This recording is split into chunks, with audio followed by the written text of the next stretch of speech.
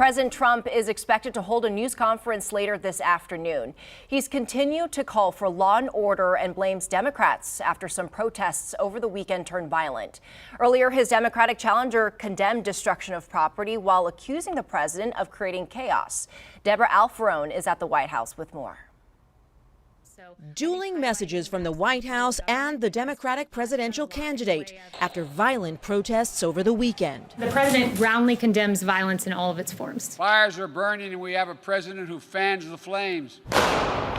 Saturday night, a man believed to be a part of pro-Trump demonstrations was shot and killed in Portland, Oregon, after clashing with racial justice protesters. Jacob Blake! Protests also continued over the weekend in Kenosha, Wisconsin, and around the country, 1 week after a police officer shot Jacob Blake in the back 7 times. The president says he plans to travel there Tuesday, despite a letter from Wisconsin's Democratic governor asking him to reconsider the trip. This president will show up. He will go to cities where Americans are hurting. Over the past 3 days, President Trump has sent a barrage of tweets blaming Democratic state and local leaders for the unrest and praising pro-Trump protesters as great patriots. The president was highlighting that these were good Americans going in to peacefully be a part of a protest. The video of them scuffling, shooting paintballs at people, getting in the mix with people, is that patriotic activity? I don't think the president's seen that video, nor have I. In a scathing speech delivered in Pittsburgh,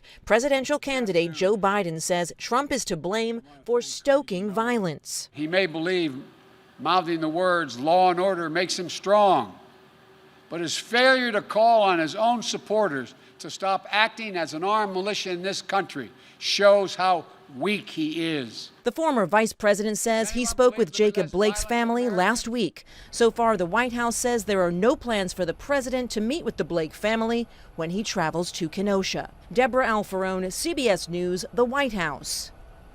President Trump reacted to Joe Biden's speech on Twitter, accusing him of blaming the police more than, quote, rioters for the protests. This afternoon, the president met with the acting Homeland Security Secretary and the Attorney General at the White House.